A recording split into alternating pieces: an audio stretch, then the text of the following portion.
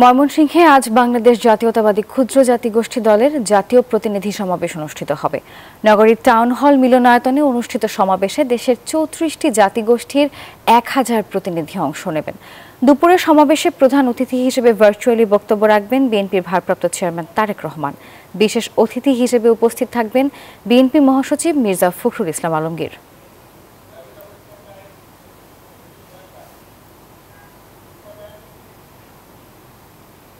আজকের প্রোগ্রামকে সাফল্যমণ্ডিত করতে সকাল থেকেই নেতাকর্মী যারা আছেন কেন্দ্র থেকে অর্থাৎ জেলা পর্যায়ের নেতাকর্মী যারা আছেন তারা কিন্তু দফায় দফায় আসছেন এবং প্রোগ্রাম সাফল্যমণ্ডিত করতে সর্বশেষ করছেন।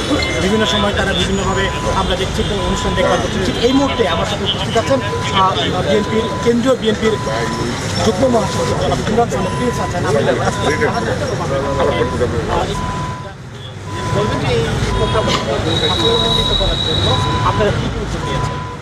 দেখুন, আজকের এই প্রোগ্রামটি একটি ব্যতিক্রম ধর্মী প্রোগ্রাম এবং একই সাথে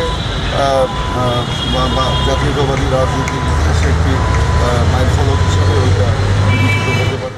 যে আমরা জানি যে বাংলাদেশের এই সমতল ভূমিতে অনেক ক্ষুদ্র জাতিগোষ্ঠীর বসবাস, কিন্তু তারা অধিকার হারা, তারা সুবিধা বঞ্চিত এবং তারা নিজেদেরকে বিভিন্ন কারণে বাংলাদেশের দ্বিতীয় শ্রেণীর নাগরিক মনে করে, কিন্তু তারা দ্বিতীয় শ্রেণীর নাগরিক।